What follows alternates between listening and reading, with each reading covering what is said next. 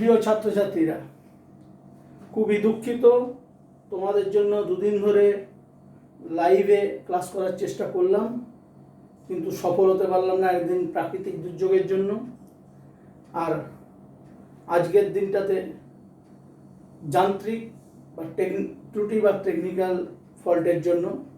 তা আমি আশা করব লাইভ একদিন করতে পারবই, কারণ আমি তো কম্পিউটারে একেবারে দক্ষ লোক নয়, একেবারে আনপড় লোক, লোকের সহায়তা নিয়ে করি।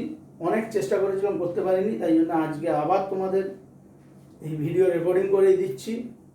লাইভ ক্লাসে তোমাদের প্রশ্ন করতে বলেছিলাম, যখন ক্যামেরা অন হচ্ছে না, তোমরা কিন্তু কোনো আগের দিনে পড়ার প্রশ্ন করোনি, কারণ আমি তোমাদের সঙ্গে কনভারসেশনের জন্যই লাইভ ক্লাসটা করতে চাইছি, কিন্তু সম্ভব হলো না। এই জন্য আমি প্রথমেই তোমাদের কাছে দুঃখ প্রকাশ করছি।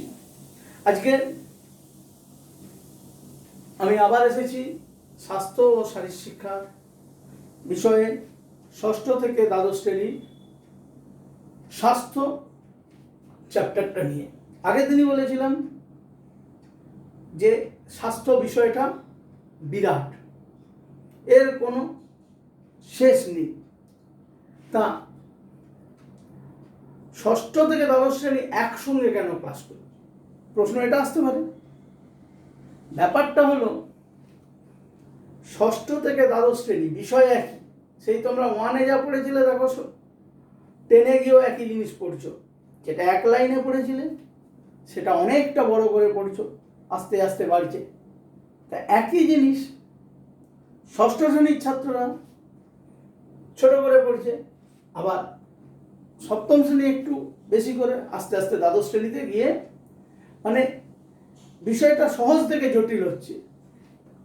তোমাদের একসঙ্গে ক্লাস, এই স্বাস্থ্য ব্যাপারটা একসঙ্গে করার জন্য সিলেবাসের জন্য ষষ্ঠ শ্রেণীর মতো পড়লো, তার সিলেবাসে যা আছে সপ্তম শ্রেণীর মতো। দ্বাদশ শ্রেণী পুরোটাই পড়তে হবে, একাদশ দ্বাদশ। আর ছোট ছাত্রছাত্রী যারা ষষ্ঠ সপ্তম অষ্টম শ্রেণীর ছাত্রছাত্রী, তাদের বেশি জানার জন্য এটা কাজে লাগবে, ওই জন্যই আমি একসাথে ক্লাসটা করছি। তা আগের দিন যেখানে শুরু করেছিলাম স্বাস্থ্যের সংজ্ঞা তোমাদের বলেছিলাম আগের দিন, আজকে আবার বলছি। স্বাস্থ্য কাকে বলে? WHO বা হু বা বিশ্ব স্বাস্থ্য সংস্থার সংজ্ঞা অনুযায়ী, health is not merely is absence of a disease. Health is a complete social, physical and mental well-being. মানে স্বাস্থ্য বলতে কেবলমাত্র রোগের অনুপস্থিতি নয়, স্বাস্থ্য বলতে বোঝায় শারীরিক, মানসিক ও সামাজিক পরিপূর্ণতা। এটা আগের দিনই তোমাদেরকে পড়িয়েছি। আর এই স্বাস্থ্য বিষয়ক সমস্ত কিছু গোটা বিশ্ব জুড়ে কারা পরিচালনা করেন? WHO বা ওয়ার্ল্ড হেলথ অর্গানাইজেশন বা হু। তার সদর দপ্তর কোথায়? আগের দিনও বলেছি, WHO বা হু এর সদর দপ্তর জেনিভা, সুইজারল্যান্ডের জেনিভাতে WHO বা হু এর সদর দপ্তর। তা আগের দিন পড়াতে গিয়ে আমরা স্বাস্থ্য বিষয়ে জেনেছি বিশুদ্ধ জল, বিশুদ্ধ বায়ু, বিশুদ্ধ আলোর ব্যবহার। আজকে তারপর থেকে শুরু করব। আজকের বিষয়টা হচ্ছে অভ্যাস বা হ্যাবিটস। অভ্যাস কাকে বলে? আজকে আমরা কি পড়ব? আজকে আমরা পড়ব অভ্যাস বা হ্যাবিটস। অভ্যাস বলতে কি বোঝায়? এখন আমরা ছোট বাচ্চা থেকে যদি ভাবি ব্যাপারটা, একটা ছোট বাচ্চা যখন জন্মালো তখন শুধু করে কাঁদছে, বিছানার উপর পড়ে আছে, এটাই তার অভ্যাস। আমরা বলি এটা বাচ্চার অভ্যাস। বাচ্চা খিদে পেলে কাঁদে, পায়খানা পেচ্ছাপ করে দিলে কাঁদে, শরীরে কষ্ট হলে কাঁদে, এটা তার অভ্যাস। আস্তে আস্তে বাচ্চা হামাগুড়ি দিতে থাকলো, এটা তার অভ্যাস। দাঁড়াতে শিখলো, অভ্যাস। আস্তে আস্তে অভ্যাস ক্রমশ পরিবর্তনশীল, তা আর কি মানুষের সাধারণ অভ্যাস? দিনে জেগে থাকা, রাত্রিরে ঘুমানো প্রভৃতি। বড় হওয়ার সাথে সাথে আমরা অনেক কাজ করতে শিখে যাই, তখন এইসব কাজ করতে বড়দের সাহায্য লাগে না। কেন? মানুষ বড় হয়ে গেছে, অভ্যস্ত হয়ে গেছে কাজ করতে করতে। তা অভ্যাসের মধ্যে কি কি ওঠে? তাহলে অভ্যাস কাকে বলে? একই কাজ পুনরাবৃত্তি করার বা বারবার করার হচ্ছে অভ্যাস। এটা আস্তে আস্তে বারবার করতে করতে একটা অভ্যাস গড়ে ওঠে। যেমন খাওয়ার অভ্যাস, স্নানের অভ্যাস, পড়ার অভ্যাস, বাগান করার অভ্যাস প্রভৃতি। তাহলে অভ্যাস বলতে আমরা কি বুঝি? অভ্যাস বলতে বোঝায় মানুষ বড় হয়ে যাওয়ার পর কোনো কাজ করতে করতে পুনরাবৃত্তি যখন করে তখন সেটা তার অভ্যাসে পরিণত হয়। অর্থাৎ এক কথায় কোনো কাজের বারংবার পুনরাবৃত্তিকে বলা হয় অভ্যাস। তাই অভ্যাস ক প্রকারের হয়? অভ্যাসের প্রকারভেদ। অভ্যাস দু প্রকারের, সুঅভ্যাস আর কুঅভ্যাস। তা সুঅভ্যাস আর কুঅভ্যাসের মধ্যে কি? অভ্যাস ক প্রকারের? অভ্যাস দু প্রকারের।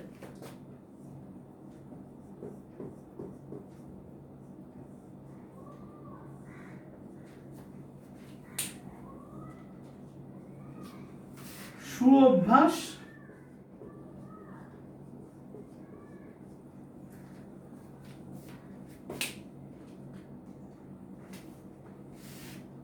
কুঅভ্যাস।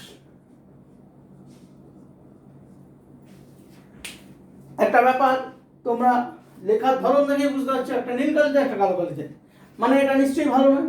কালো মানে অন্ধকার, অন্ধকার, এটা প্রথমেই বোঝানো হচ্ছে। তাহলে সুঅভ্যাস কি কি?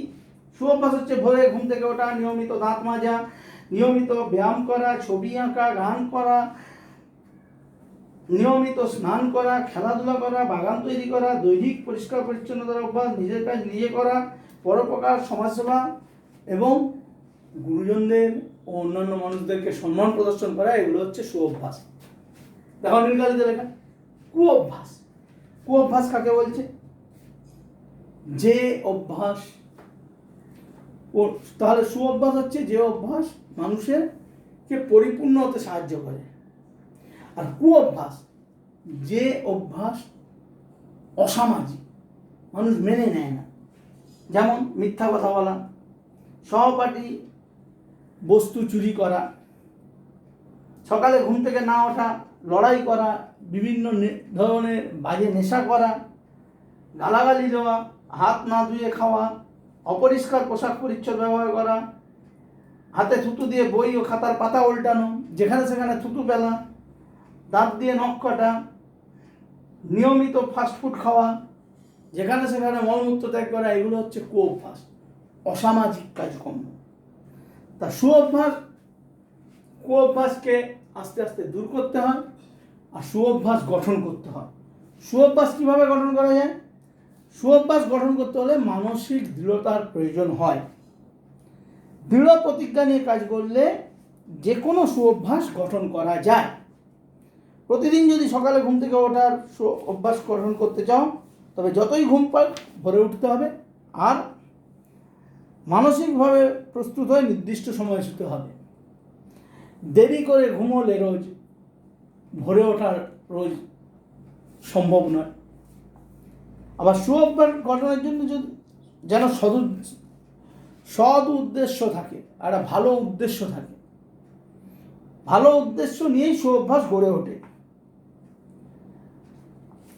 তুমি যদি বন্ধুদের সঙ্গে লড়াই করার উদ্দেশ্য নিয়ে নিয়মিত ব্যায়াম করো, তবে তা সুঅভ্যাস বলে গণ্য হবে না।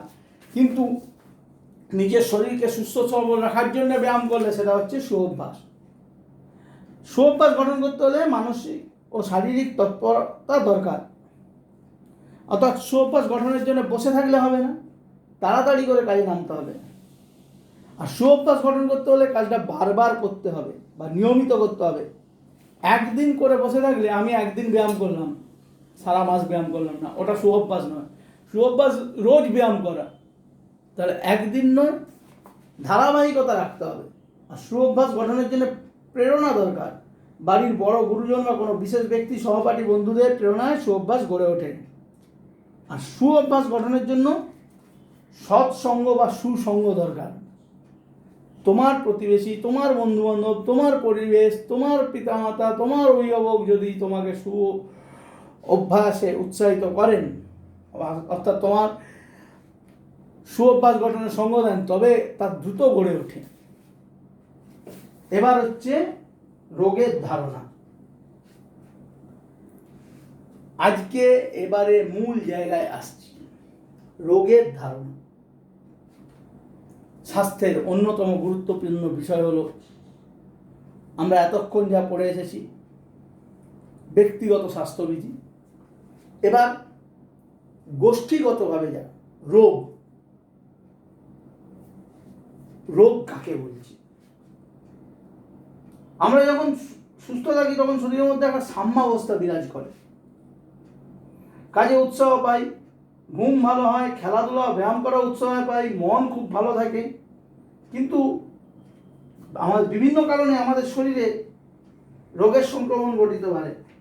আর রোগ সংক্রমিত হলে শরীর দুর্বল হয়ে যায়, অসুস্থ হয়ে পড়ে মানুষ। তাহলে রোগ কাকে বলছে? রোগ ব্যাপারটা হচ্ছে শরীর ও মনের এক অস্বাভাবিক অবস্থা, যা সংক্রমণজনিত কারণে অথবা অসংক্রমণজনিত কারণে অথবা মানসিক কারণে দেহের স্বাভাবিক অবস্থা পরিবর্তন ঘটাতে পারে। তাহলে রোগ হলো এমন একটা শারীরিক বা মানসিক বিশেষ অবস্থা, অস্বাভাবিক অবস্থা, যার সংক্রমণের ফলে ঘটতে পারে বা অসংক্রমণের কারণে ঘটতে পারে। শরীরের স্বাভাবিক স্থিতাবস্থা তাতে বজায় থাকে না, স্বাভাবিক অবস্থা পরিবর্তন হয় এবং শরীরে অস্বস্তি দেখা যায় এবং সেটা থেকে মানুষের মৃত্যু পর্যন্ত হতে পারে। রোগের প্রকৃতি, আমাদের শরীরে যে রোগগুলো হয় সেগুলোকে প্রধানত দুটি ভাগে ভাগ করা হয়। প্রকৃতি অনুযায়ী রোগ দু প্রকারের, একটা হচ্ছে সংক্রামক রোগ আর একটা হচ্ছে অসংক্রামক রোগ।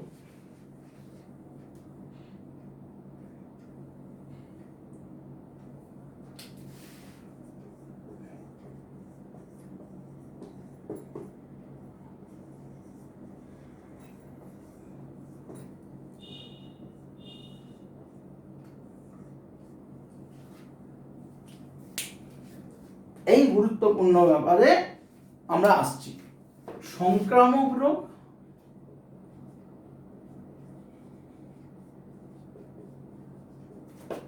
আর অসংক্রামক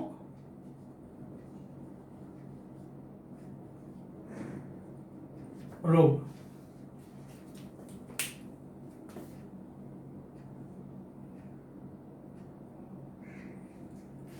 প্রথমেই আসছি সংক্রামক রোগ।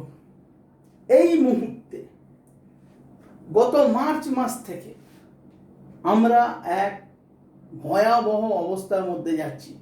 এপ্রিল, মে, জুন, জুলাই 4 মাস হয়ে গেল। হিসেব মতো 120 দিন, 15ই মার্চ থেকে বিদ্যালয় বন্ধ। আজকে 23 তারিখ, 15, 14, 120 দিন।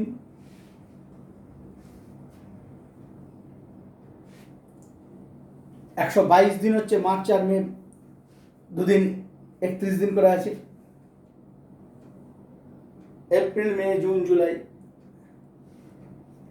122 দিন, 15, 16, 17, 18, 19, 20, 21, 22, 23, আরও আজকে 9 দিন, মানে 131 দিন আমরা গৃহবন্দী। স্কুলে কলেজে পঠন পাঠন গোটা দেশে, কেন বিশ্বের বহু দেশে বন্ধ। কি কারণে? এই যে রোগের প্রকৃতি, সংক্রামক রোগ, মহামারী আকার ধারণ করেছে। তোমরা জানো কলেরা, বসন্ত, এগুলো মহামারীর আকার ধারণ করতো। মহামারী কি হতে পারে আমাদের ধারণা ছিল না, সে আমরা দেখছি। 110 বছর আগে শেষ সোয়াইন ফ্লু মহামারী হয়েছিল বিশ্বে, আর এখন বিশ্বে আবার সেই মহামারী। সংক্রামক রোগ, মহামারী ছড়ায় কি থেকে? সংক্রামক রোগ থেকে। সেই সংক্রামক রোগ কেন হচ্ছে? যে এই সংক্রামক রোগ বিভিন্ন প্রকার মাধ্যম দ্বারা একটি জীব থেকে অন্য জীবে ছড়িয়ে যায় এবং বিভিন্ন ধরনের কীটাণু বা জীবাণু দ্বারা এই রোগগুলো সংক্রামিত হয়। আন্ত্রিক, কলেরা, ইনফ্লুয়েঞ্জা, এইডস ইত্যাদি। আর বর্তমানে কোভিড-19 সংক্রামক রোগ, মানুষের থেকে মানুষে ছড়াচ্ছে। যক্ষা ছিল সংক্রামক রোগ, নিঃশ্বাসের মাধ্যমে ছড়াচ্ছে। তার সংক্রামক রোগের কারণ, সংক্রমণের কারণ ব্যক্তিগত স্বাস্থ্যবিধি না মেনে চলা। এখন আমাদের ব্যক্তিগত স্বাস্থ্যবিধি কি মানতে বলছে? প্রতিদিন ঘরের বাইরে গেলে পকেটে স্যানিটাইজার নিয়ে কোনো জিনিসে হাত দিলে মুখে, বা আমরা যেহেতু যখন তখন বদ অভ্যাস আছে, ওই যে কুঅভ্যাস আছে, মুখে হাত দেওয়া, দাঁত দিয়ে নখ কাটা, চোখ চুলকে দেওয়া, নাক চুলকে দেওয়া, হাতের মধ্যে মানুষের স্পর্শের মাধ্যমে হাতের মধ্যে জীবাণুগুলো আছে, তাই স্যানিটাইজার ব্যবহার করতে বলছে। বাড়িতে ঢুকলে আগে হাত পা ভালো করে ধুতে বলছে সাবান দিয়ে, স্নান করতে বলছে, খেতে বসার আগে বারবার ভালো করে হাত মুখ ধুতে বলছে, তারপরে খেতে বসতে বলছে। তা এই স্বাস্থ্যবিধিগুলো না মানার জন্যই সংক্রামক রোগ বংশবিস্তার করে বা সংক্রমণ ছড়ায়। শরীরে রোগ জীবাণু সংক্রমণের ফলে, খাদ্যে জীবাণু সংক্রমণ বা বিষক্রিয়ার ফলে, আর এই যে মহামারী ছড়িয়ে পড়েছে তার ফলে, রোগ প্রতিরোধ ও নিয়ন্ত্রণ ক্ষমতা ভেঙে পড়ার ফলে, মশারি টাঙিয়ে না শুলে মশার দ্বারা রোগ সংক্রমণ ঘটে। এখন একে মহামারী, তার উপর ডেঙ্গু। ওই যে বলে না, একের আগামী রক্ষে নেই তার সুগ্রীব তার দোষর। মহামারী চলছে, সঙ্গে আমফানে, আবার আন্ত্রিক ওই এলাকায়। তারপরে জল জমেছে এই বর্ষাকালে, ডেঙ্গু। তা দূষিত জল পান করার ফলে অন্যান্যভাবে জলের মাধ্যমে রোগ ছড়াতে পারে। শিশুদের যথাযথ টিকাকরণ না করলে শরীরে রোগ প্রতিরোধক ক্ষমতা তৈরি হয় না, তাই জন্যে। তার নির্দিষ্ট স্থানে শৌচকার্য না করে মাঠে ঘাটে যত্রতত্র শৌচকর্ম করলে রোগ ছড়িয়ে পড়ে। এই জন্যে সংক্রামক রোগ প্রতিরোধ করতে হলে এই বিষয়গুলো, ব্যক্তিগত স্বাস্থ্যবিধি সবসময় মেনে চলা উচিত। আর আজকে যে পরিস্থিতি চলছে, আমি তোমাদের পরে এর সঙ্গে একটা হোয়াটসঅ্যাপে দিয়ে দেবো। আমাদের এখানে এক ডাক্তারবাবু আছেন, পরিচিত মেদিনীপুর মেডিকেল কলেজের ডাক্তারবাবু, তিনি বলেছেন এই পরিস্থিতিতে কি করা উচিত, সেটা আমি হোয়াটসঅ্যাপে তোমাদের আজকেই পাঠিয়ে দেবো আলাদা করে। এবার হচ্ছে অসংক্রামক ব্যাধি ও তার কারণ। অসংক্রামক ব্যাধিগুলো কিন্তু একজনের থেকে আরেকজনের শরীরে ছড়ায় না। অসংক্রামক ব্যাধির কারণ হচ্ছে শরীরের জিনগত কারণ, অসংযত আচার আচরণ এবং যন্ত্রতন্ত্রসমূহের দুর্বলতা বা কার্যক্ষমতা হ্রাসের কারণে হয়। এই রোগে জীবাণু বা কীটাণু থাকতে পারে, কিন্তু সেগুলি রোগ সংক্রমণ ঘটায় না। অসংক্রমণ মূলত বংশগত হয়। হৃৎপিণ্ডের রোগ বা হার্টের সমস্যা, মধুমেহ বা ডায়াবেটিস, ক্যান্সার প্রভৃতি। তা অসংক্রামক রোগের কারণ জিনগতভাবে পূর্বপুরুষ থেকে আসতে পারে। অসংযমী জীবনযাপন করলে, অপুষ্টিজনিত কারণে, অতিপুষ্টি ও অপুষ্টি, দুটো কারণেই, অপুষ্টি, অতিপুষ্টি ও উনপুষ্টি, মানে বেশি খাওয়ার জন্য, না খাওয়ার জন্য। তোমরা 7-এ গিয়ে পড়বে কোয়ার্সিকর, ম্যারাসমাস অপুষ্টির জন্য, প্রোটিনের অভাবে হয়। আর অতিপুষ্টির জন্য স্থূলতা হয়, ভিটামিন ও খনিজ লবণের অভাবে, যথোপযুক্ত ব্যায়াম বা শারীরিক সঞ্চালনের অভাবে। এগুলিকে বলা হয় গতিহীনতাজনিত রোগ বা হাইপোকাইনেটিক ডিজিজ। গতিহীনতাজনিত রোগ বা হাইপোকাইনেটিক ডিজিজেস। তা অতিরিক্ত মানসিক চাপের কারণেও অসংক্রামক রোগ হয়। কি হয়? মানসিক চাপের কারণে স্ট্রোক, মস্তিষ্ক বিকৃতি প্রভৃতি। আর বিভিন্ন ইন্দ্রিয়ে বিজাতীয় বস্তু প্রবেশে সংক্রান্ত অসুবিধা। এবারে আসবো যেটা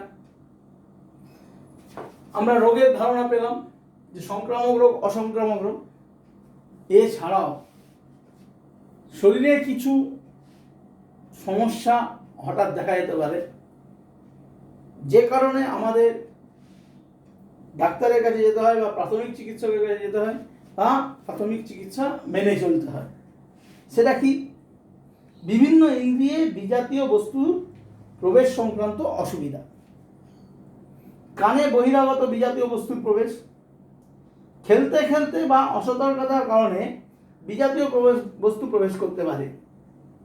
কানে দুই প্রকারের বিজাতীয় বস্তু প্রবেশ করতে পারে, একটা হচ্ছে নির্জীব বস্তু আর একটা হচ্ছে সজীব বস্তু বা জীবিত প্রাণী।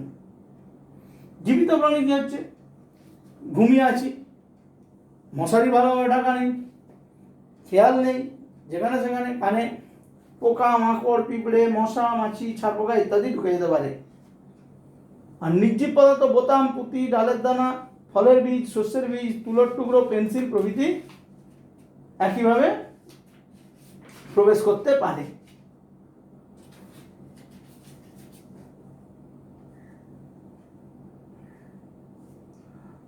তা কানে বিজাতীয় বস্তু প্রবেশ করলে কানে ব্যথা হয় বা বিপজ্জনক পরিস্থিতির সৃষ্টি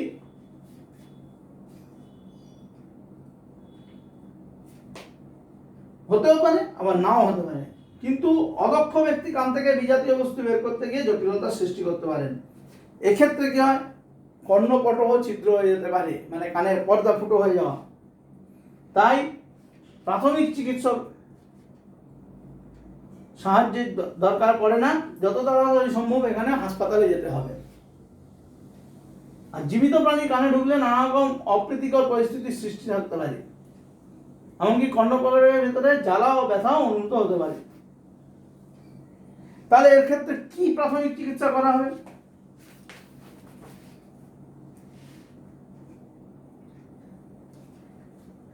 যে কোনো জীবিত প্রাণী ঢুকেছে সেই কানের, যে কানের জীবিত প্রাণী ঢুকেছে সেই কানে শ্রবণপথ তেল স্পিরিট বা জল দিয়ে ভর্তি করে দুর্দশাগ্রস্ত ব্যক্তি আক্রান্ত কানের উপর দিকে রেখে কাত করে কয়েক মিনিট শুয়ে দিতে হবে। এতে কীটপতঙ্গের মৃত্যু হয় এবং অপ্রীতিকর অনুভূতি দূর হয়। কেন? জীবিত প্রাণী ঢুকলে সে কানের মধ্যে ফল নড়াচড়া করে, তখন একটা বিরাট অস্বস্তি হয়। এবার কানের মধ্যে অপ্রীতিকর অনুভূতি চলে যাওয়ার পর দুর্দশাগ্রস্ত ব্যক্তির আক্রান্ত কান ভূমির দিকে কাত করে শোয়াতে হবে। তেল বা জল স্পিরিটের সঙ্গে বহিরাগত পদার্থটিও বেরিয়ে আসে। যদি সেটা রয়ে যায় তাহলে তৎক্ষণাৎ তাকে নিকটবর্তী স্বাস্থ্যকেন্দ্রে বা ডাক্তারবাবুর কাছে নিয়ে যেতে হবে। এবার নাকেও একই জিনিস। নাকে কি কি ঢোকে?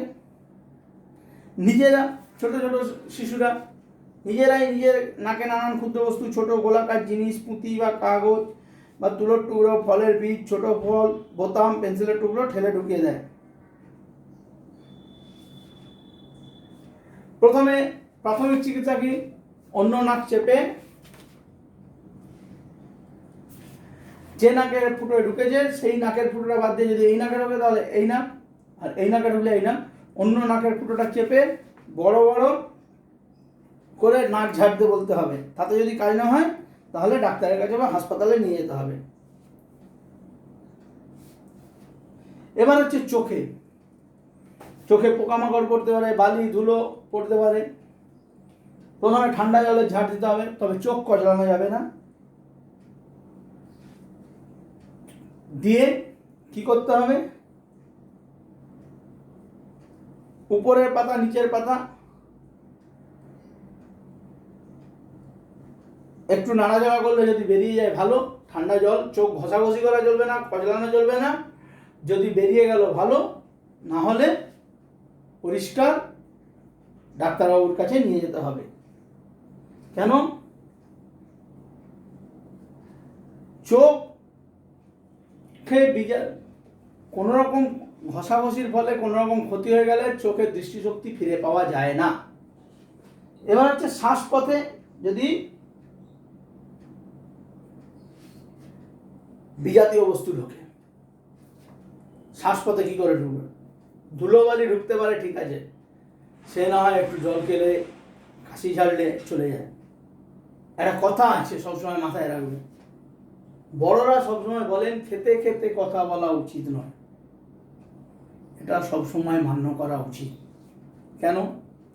খেতে খেতে কথা বলার সময় যদি খেতে খেতে কথা বললে কোনো রকমে কণ্ঠনালীর পাশে অবস্থিত শ্বাসনালীতে যদি খাবারের দানা এক ফোঁটা চলে যায়, তৎক্ষণাৎ ব্যক্তির মৃত্যু হয়, সেই খাবারের কণা যদি শ্বাসনালী থেকে না বেরায়। তাই শ্বাসনালীতে যাতে কখনো কোনো বিজাতীয় বস্তু না ঢোকে সেই দিকে সবসময় নজর রাখতে হবে।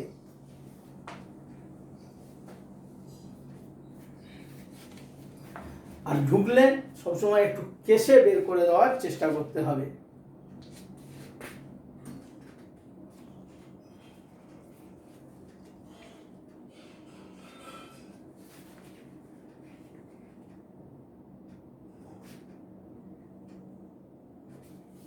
তা আমরা যেটা জানলাম যে চোখ, কান, নাক এবং শ্বাসনালীতে বিজাতীয় বস্তু প্রবেশ করতে পারে। সবচেয়ে বিপজ্জনক শ্বাসনালীতে বিজাতীয় বস্তু বলতে খাদ্য কণা যদি আটকে যায় খুব বিপজ্জনক হয়। না হলে অন্য কোনো বাইর থেকে শ্বাসনালীতে পড়লে দেখবে হাঁচির সৃষ্টি হয় এবং হেঁচে সেইটাকে বের করে দিতে হয়। আজ এ পর্যন্তই থাকলো। পরের দিন আমরা নতুন চ্যাপ্টারে যাব, আরও একটু উপরে যাব। আশা করি তোমরা বুঝতে পেরেছো।